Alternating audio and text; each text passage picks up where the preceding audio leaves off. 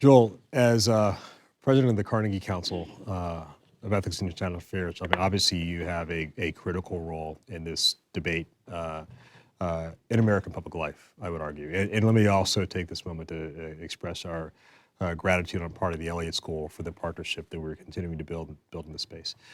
I wonder, from your perspective, how does one take these sorts of concepts, which may seem esoteric, may seem marginal, and inject them into a broader public discourse, not only for students, but sort of broadly for the public?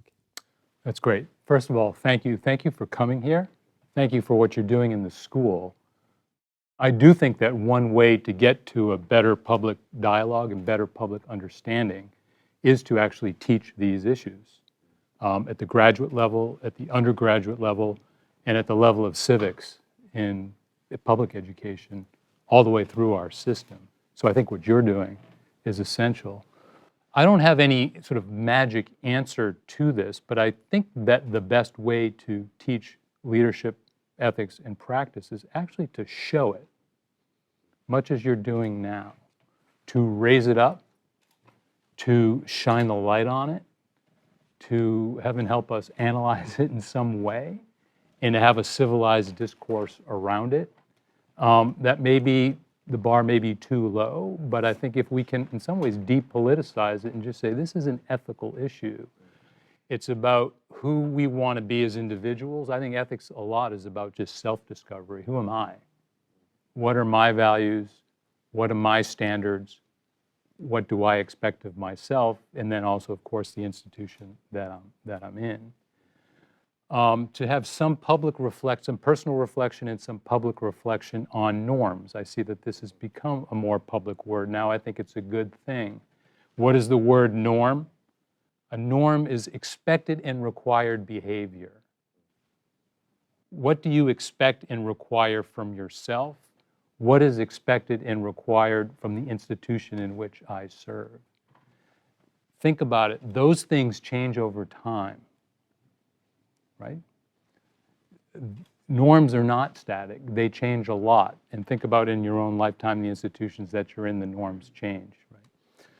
So that's a very powerful thing. I thought I would also just kind of just interject a couple of things that I've found very helpful in kind of framing the discussion.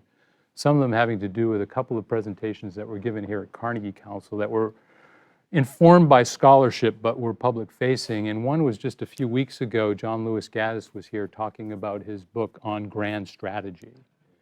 And he begins the book by actually citing a scene in the movie Lincoln, the Spielberg movie about Lincoln. Thaddeus Stevens asks Lincoln, how can you use these means, these sort of smoke-filled rooms and bribes and payoffs and deception and all this, to try to get through the 13th Amendment, which was a noble goal. And Lincoln says, he uses the image of the compass, and he says, I know my true north. My true north is to preserve the Union and to emancipate the slaves. That's my true north. I know where I want to go. But if I follow true north, I'm going to hit a swamp and a river and a mountain. I can't go straight ahead. Right? I need to have situational awareness. I need to move, right? And I think that's a way to think about. So in order to think about ethics, think what is your true north, and what is the true north of the policy that you're trying to get to, and what are the sort of compromises you'll be willing to make.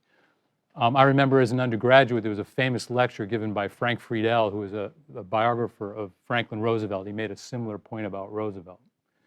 Roosevelt liked to use a nautical analogy, right? If you're trying to sail upwind, your goal is here, the wind is coming in that direction. How do you get there? You have to tack back and forth. You cannot go straight into the wind. So leadership is goal-driven, but it is compromise-ridden. You will face compromises. There's no magic formula other than to reflect on what your goals and standards are. But if I can, but that is the essence of the challenge, right? Because to keep going back to the navigational metaphors, how how far can you go off course, or how far can you tack port or starboard before you're fundamentally off course? So I don't have, Even if you do know what your true north right. is. So I'm going to give you one other point of reference. I have others later if you want to share readings, but Avishai Margalit has written a book on this called On Compromise and Rotten Compromises.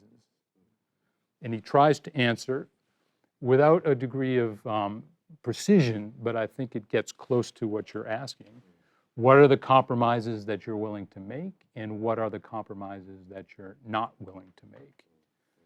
And he does have sort of a recipe. I'm not going to sort of give it here, but we do have some guidance on these things to sort of think through what's acceptable. But I do think at the end of the day, some of it is who do I want to be?